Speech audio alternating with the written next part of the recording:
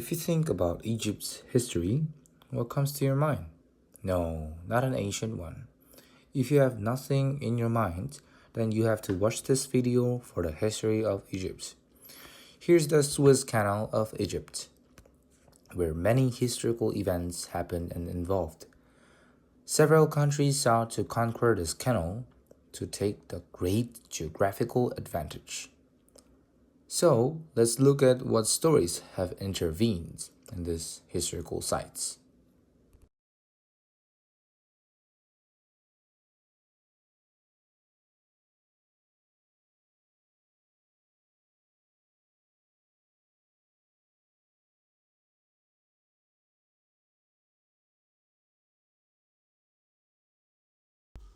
To understand Egypt's independence, you have to understand the reason why England refused to let Egypt go.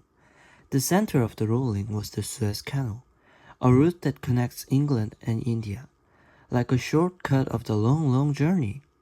To add on, the Suez Canal was built in 1869, being majorly ruled by British shareholders after 1875. Even when Britain officially declared independence of Egypt in 1922, there was a predominant British control in Egypt.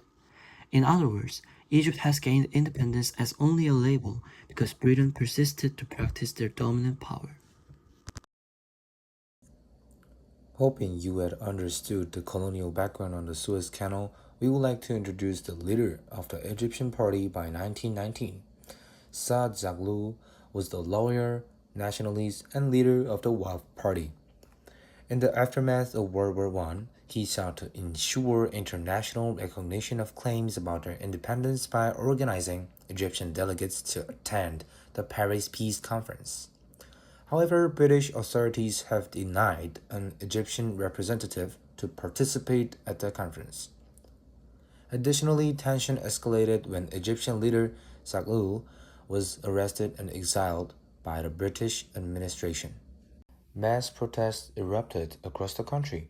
Farmers, students, urban workers, and even women from elite families marched together. The 1919 revolution was not a political movement, it was a national awakening. The 1919 revolution achieved nominal independence rather than a total liberation by establishing a constitution, a parliament, and proving the power of mass mobilization. The revolution laid the indispensable groundwork for the 1952 revolution, which eventually expelled British troops and ended the monarchy. Nevertheless, the British continued to benefit from the Egyptian economy, particularly through massive cotton production and exportation, and maintained troops until the Suez Crisis.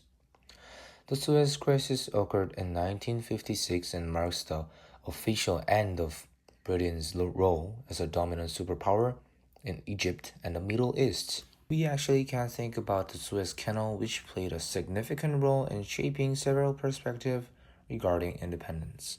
For instance, in Egyptian leaders like Saad Zaghloul's point of view, they viewed the independence made with the British as merely focused on their own profit. Therefore, they tended to assume independence as non-freedom. Not only that, since Britain has limited the independence of Egypt with Wafd Party at the Paris Peace Conference, as Saad Zaghloul was the leader of the Wafd Party, he accordingly considered England as the one who does respect their own control and ruling rather than Egypt's self-determination. Let's dig into why it doesn't matter.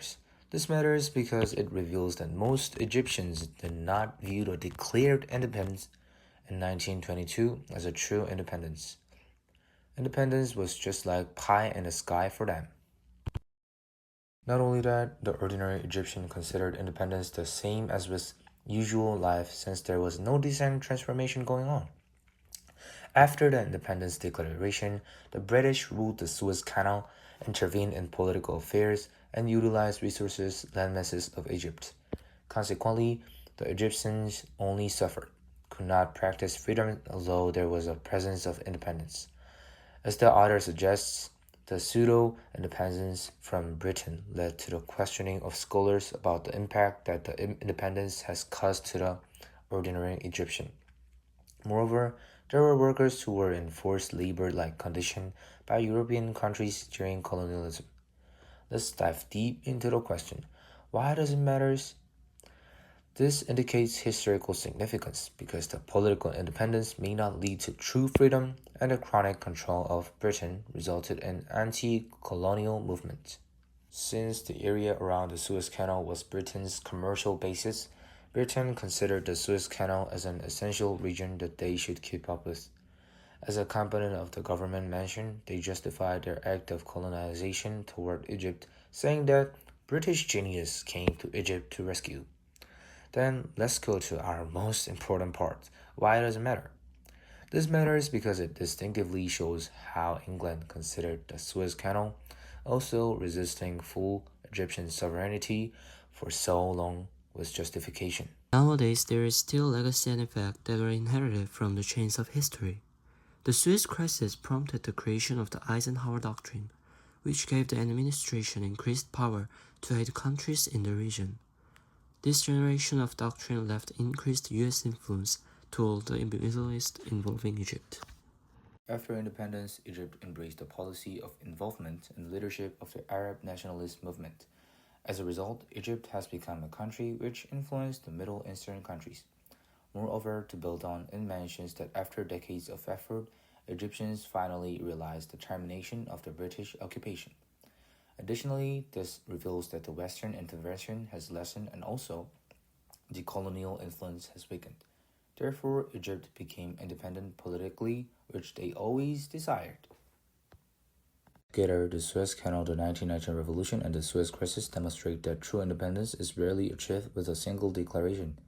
To be explained, the Suez Canal is currently handling roughly 12% of all global trade. Did you guys enjoy the tour? Today, we entered SC Egypt Museum. And next time, tour guide Chanyu, me, and Shihun will be back. Thank you.